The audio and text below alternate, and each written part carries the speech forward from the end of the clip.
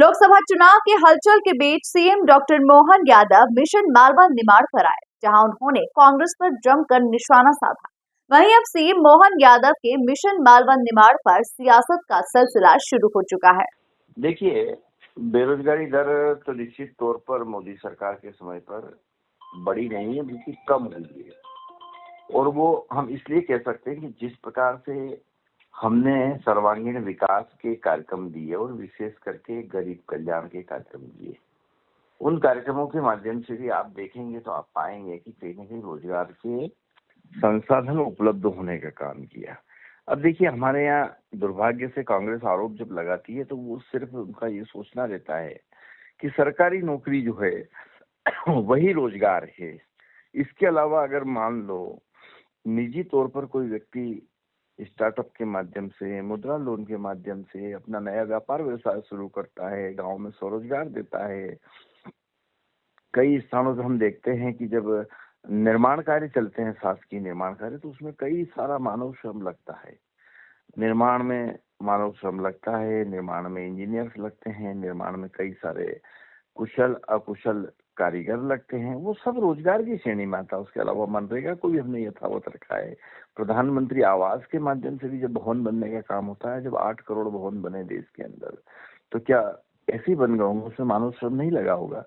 उसमें भी मानव श्रम लगा। तो इससे कुल मिला के देश के अंदर रोजगार के अवसर उपलब्ध कराने का काम हमारी सरकार ने लगातार किया है और वो रेशो बढ़ने का काम हुआ है। पर कांग्रेस तो आरोप लगाएगी क्योंकि वो राजनीति से प्रेरित होकर ये बातें कर रही है। मुझे ऐसा ध्यान आ रहा है कि लंबे समय तक कांग्रेस का जो नारा रहा वो रहा कि कांग्रेस का हाथ गरीब के साथ। ये लंबे समय तक रहा, 20 साल तक ये नारा रहा कांग्रेस का। और 20 साल सिर्फ नारा नहीं रहा, 20 साल नारा भी रहा और 20 साल कांग्रेस की सरकार भी 20 साल से ज्यादा समय देश में रही। पर उन्होंने सिर्फ छलने का काम किया गरीबों को। नारा जरूर दिया, इंदिरा जी के समय भी नारा था ये, और उसके बाद में राजीव जी के समय भी ये नारा था, बाद में भी ये नारा चला बहुत समय तक, कांग्रेस का हाथ गरीब के साथ। ये नारा था कांग्रेस का। पर क्या वास्तविक में उस कांग्रेस के हाथ ने गरीब का साथ दिया? तो आप देखेंगे वस्तु स्थिति जब कांग्रेस सरकार में रही तो वो गरीब, कांग्रेस का जो हाथ था ना वो गरीब के साथ तो था, पर गरीब के गले पे था, गला दबाने का काम किया गरीब का। गरीब को और गरीब करते चले गए, गरीब को और गरीब करते चले गए।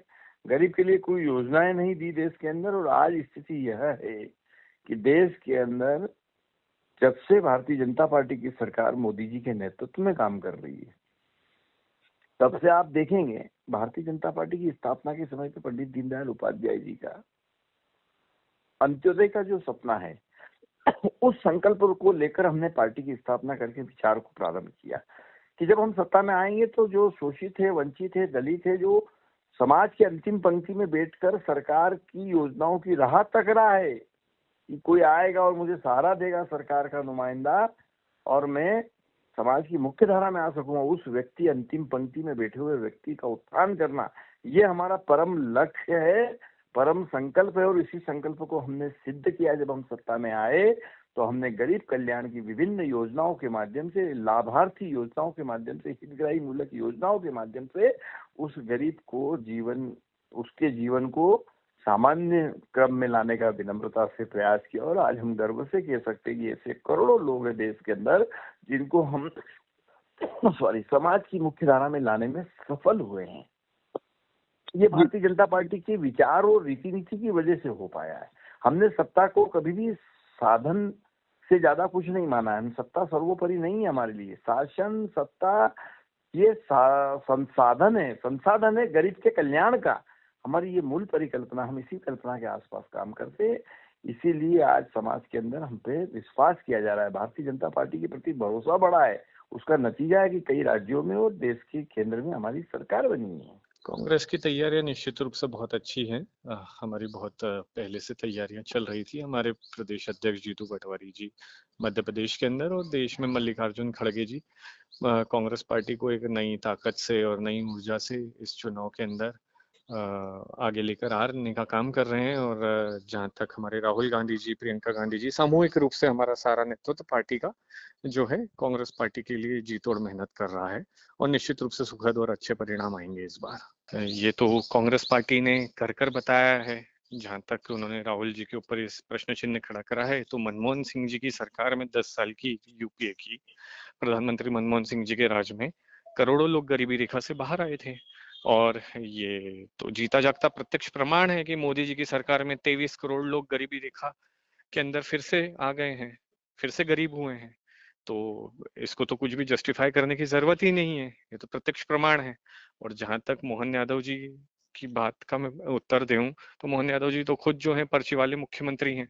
उनको तो खुद नहीं मालूम कि फिर कब उनको हटा दिया जाएगा, एक पर्ची आएगी और फिर हटा दिया जाएगा उनको।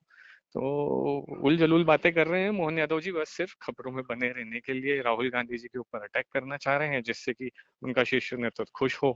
पर जहां तक मुद्दों की बात है, तो राहुल जी ने सही बोला है। और अभी भी हम न्याय योजना लेकर आए हैं, 5 न्याय लेकर आए हैं। उससे भी हम काफी लोगों को जैसे ही 4 जून को सत्ता परिवर्तन होगा इस देश में, हम फिर से गरीबी रेखा से बाहर निकालने का काम करेंगे, जिस तरह से मनमोहन सिंह जी की सरकार ने करा था। और जहां तक सवाल है कि आपने दूसरा प्रश्न क्या पूछा था इसी प्रश्न का? और दूसरा प्रश्न ये पूछा था कि जिस तरह से लगातार वादे किए जा रहे हैं, दावे किए जा रहे हैं, कांग्रेस की क्या कुछ रणनीति रहेगी मालवा निमाड़ की सीटों को लेकर के विशेष तौर पर?